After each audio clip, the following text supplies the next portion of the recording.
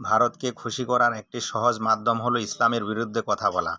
বিগত 15টি বছর পালিয়ে যাওয়া দল খুনি হাসিনা এই কাজটি করেছিল নিরলসভাবে।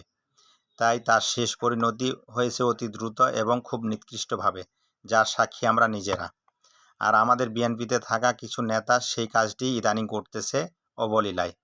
অপরদিকে কিছু ইসলামী দলের নেতাকর্মী যাচাই বাছাই না করে গণহারে শুধু বিএনপিকে হেয় প্রতিপন্ন করার জন্য বিভিন্ন cut piece, fake news, post, like, share, কমেন্টে ব্যস্ত। তাই আমি তারেক রহমান সহ দলের অন্য সিনিয়র নেতৃবৃন্দের দৃষ্টি আকর্ষণ করে বলতে চাই, আমরা ইসলামের বিরুদ্ধে নিজের বাবাকেও সহ্য করব না। সুতরাং হাইকমান্ডে থাকা নেতৃবৃন্দ ইসলাম নিয়ে কথা বলার ক্ষেত্রে আরেকটু সতর্ক হবেন।